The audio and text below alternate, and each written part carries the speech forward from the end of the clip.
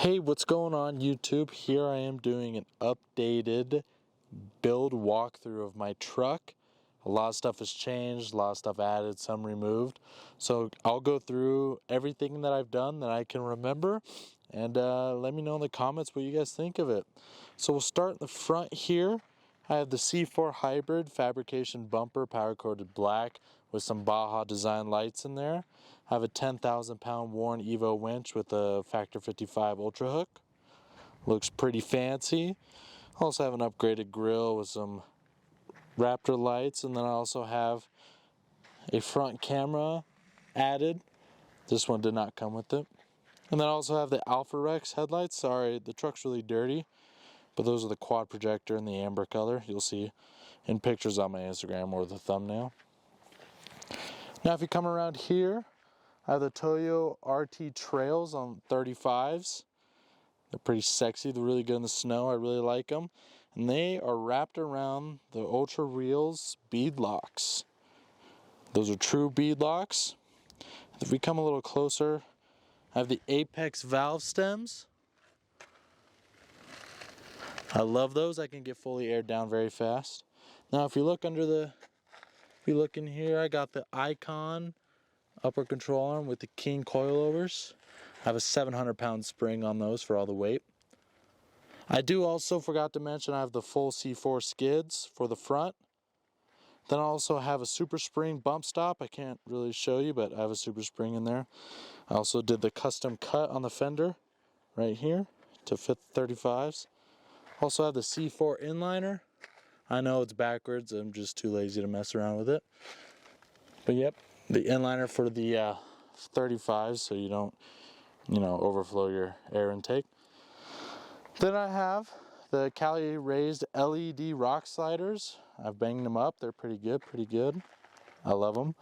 I just liked how they look. Then if you come over here on my Princer roof rack, I have a Pelican case. I don't remember the exact model, but I have all my recovery gear in there. I like it a lot more than the Rome one. And if we come back here, same wheel tire combo. I have Deaver leaf springs. No bump stop back there just yet, but I will be adding one soon. Then I have the RCI aluminum mid-height bed rack. I love it. I like the look of mid-height. Then obviously the iCamper 3.0 Mini. So far, really enjoy it. It's been on there 3 years, 2-something years.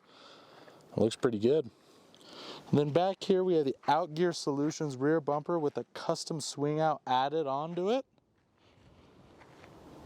So I had the swing out fully custom built with some Bajas in the back. Sorry, it's really bright, so I'm trying to record the best I can. Then I also have the, you can see over here, Rockside Engineering with an AT Overland propane tank holder. I just have that on from camping. I don't really keep it on full time, but it's a 5-gallon tank. Now if you look over here, I used to have a deck system.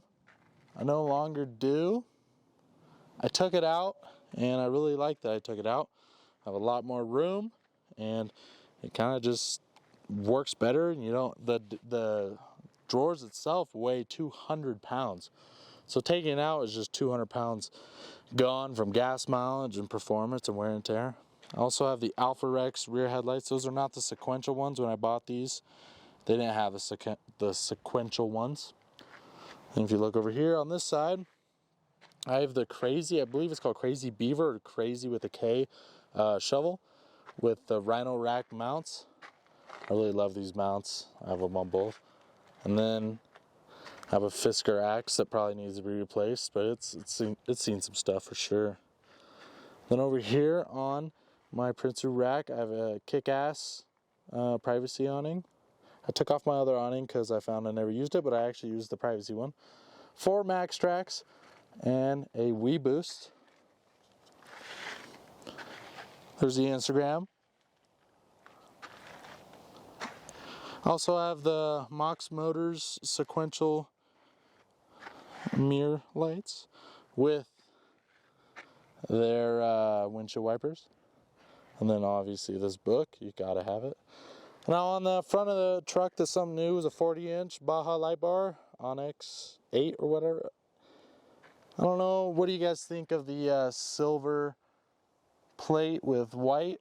I might switch to amber like the rest, but it's kind of nice having something really bright on top. Then on the hood, I have a Lenson Solar 90-watt solar panel that keeps my truck going. On the iCamper, I have a Merlin 50-watt solar that also runs to the dual battery that I'll show you in a sec.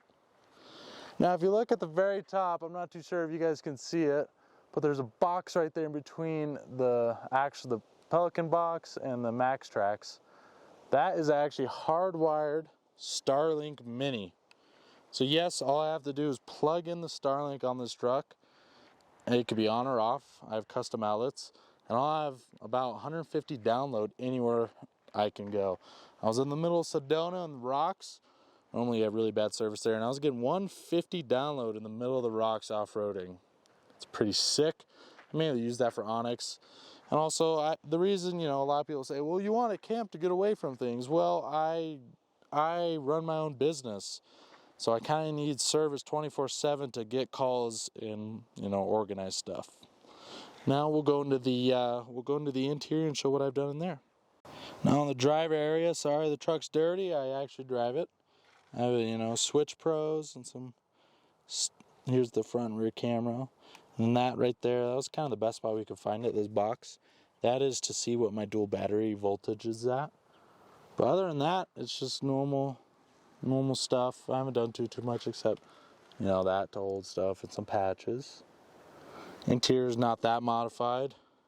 Now in the back seat, if you bend down these back seats, you can see I got a nice 10-inch sub. Sorry, it's really bright.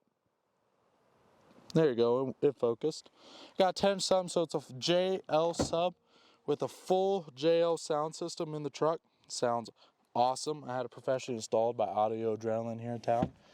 I also have these two custom cigarette outlets. One's hot and one's not, so I can run stuff when the truck's off or not. And then I also have in the front, I have a Escort, I forget the model, but a radar with it's like, I forget the brand, but it's a nice little off-roam or something phone holder. Alright, so now that we come under the hood, first thing you'll notice is I have these struts to hold the hood up. Highly recommend upgrade. It's like $100. Quality of life things. Come over here, I got an Aerobee twin air compressor. So if you mount your air compressor here with that mount, the metal it mounts to will break off. It happened to me. Before you mount it, have someone that weld it way stronger, because it's just tack welded, so you want something that really knows what they're doing. Now, I know my wire situation's kind of messy, but it is what it is. I can figure it out. I can find fuses. It's easier to get to. But this is the Genesis off-road dual battery. I think it's my favorite, best looking dual battery. They make it really easy. They have a whole bunch of where you can connect. I forget what it's called. But yeah, that's definitely one of my favorite upgrades I've done, is have two batteries. So with this dual battery system, one of the batteries is an accessory battery and one's your starter battery. So no matter what, you'll most likely never, ever, ever be stranded somewhere, because the accessory battery will die and it will not kill your starter battery. And then also I have 140 watts of solar running to that at all times, plus whatever the alternator puts out. One thing I forgot to mention down here is I did the spindles and cam tabs. So if you're doing spindles, you might as well do the cam tabs. If you're doing the cam tabs, you might as well do the spindles, since it'll all be taken apart. One thing I also forgot to mention is you kind of can see it under the gas tank, but I have an aluminum skid plate down there. It has like a whole bunch of holes in it. Forget where I got it, forget the brand, but I decided to go a little light just to help out. And if we come over here, look under the truck, I have the DRT diff skid. Sorry, it's a little dark under here. And then I also have some, I think they're Cali raised LED shock tower skids. You can kind of see them there. I will be getting the DRT hanger soon. Those are sick. I'd like to upgrade those soon. Also have the, U-bolt flip kit. Basic stuff. I definitely recommend getting a diff skid if you're trying to do some actual off-roading for sure. Alright guys, I think that is just about everything I can think of to show you. There's probably some little stuff I'm forgetting. So if you have any questions regarding the truck, what I did, any tips or tricks that you want to answer, go ahead and leave it in the comments, or leave your thoughts on the truck, what I should have done different, in your opinion. I really like how it is now. This is kind of final form. It's changed quite a bit. I just like how it's looking now.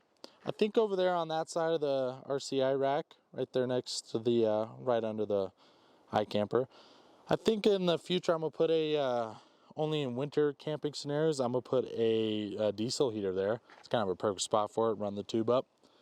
So yeah, this is the final form of it. Changed a lot.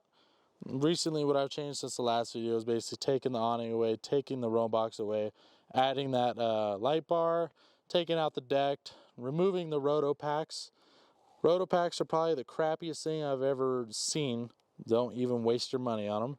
That and a high lift jack, don't waste your money on that. Those are two useless, completely useless off-road things that they just try to sell you. You'll never ever use them. Just go normal jerry cans. Way better, way cheaper. Alright guys, well that's the end of the video. Leave your comments and questions down below. Don't forget to subscribe and like the video. And then follow my Instagram at that1 3rd gen to see random pictures and random stuff I do with the truck.